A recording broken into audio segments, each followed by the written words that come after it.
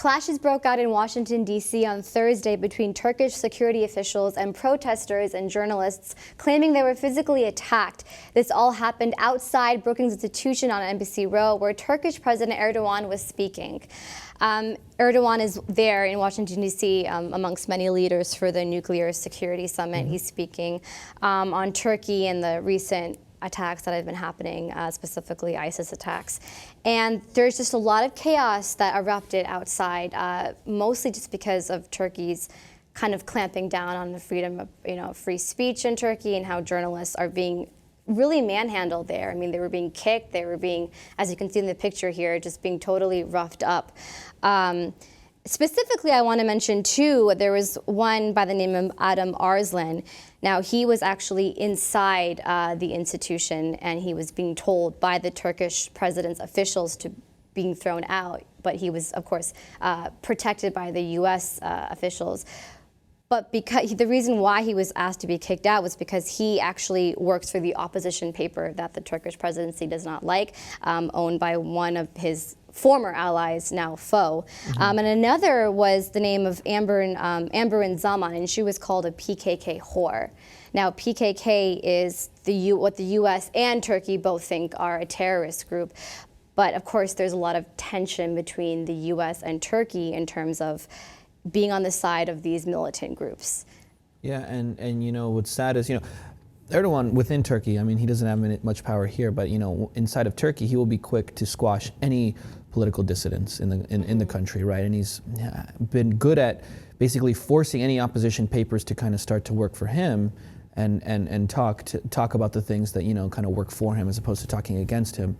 So it's kind of called one of the worst places in the world to be a journalist, So when he's out of the country, when there's going to be a lot of press around, I think people will really take the opportunity, or at least the Kurdish diaspora, for example, will take the opportunity to get their message across in any way that they can. And this was just one of those instances, right? They knew the world would be watching. There was video cameras around for the media. So I thought they thought that it was the perfect political moment to make those statements. So it turns out it was, but then again, moral of the story, don't mess with Erdoğan because his people will rough you up. Yeah, definitely. And there's a trial happening right now with two journalists in Turkey who published footage showing that Turkey's intelligence agency were shipping weapons to the Islamists in Syria in 2014. So this was released in 2015. So they're being held in trial right now. And another example, of course, of Turkey just kind of clamping down on the media is the biggest opposition paper, Zaman, which was also now pro-government. So it's just more examples of the lack of free speech.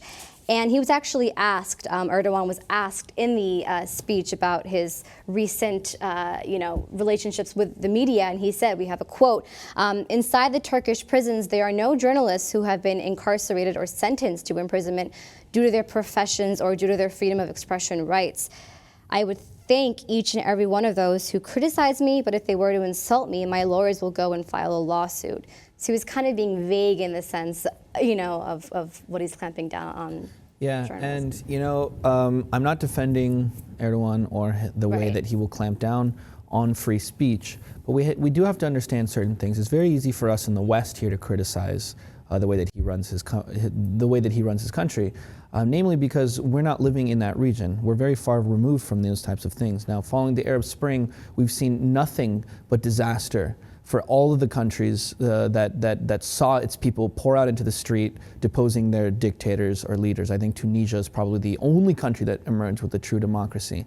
Look around Turkey, Libya, Iraq, all these countries, Yemen, a little further away, have all descended into chaos.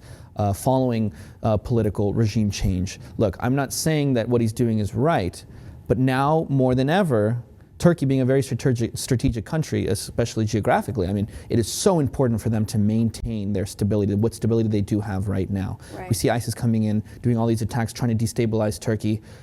But that's not, I think they're stronger than that, and I think it's very important to realize that they're in a very crucial position, and it's easy for us to say, oh, they're clamping down on the journalists, they're shutting stuff down, but at the same time, it's a very unique situation geographically, politically that they're in. We have to keep that in mind as well, I think. Also keep in mind too, pointing back the relations between the U.S. and Turkey. The fact that they're kind of arguing on the sense of this specific militant group, PYD. They think that PYD is actually a branch of PKK.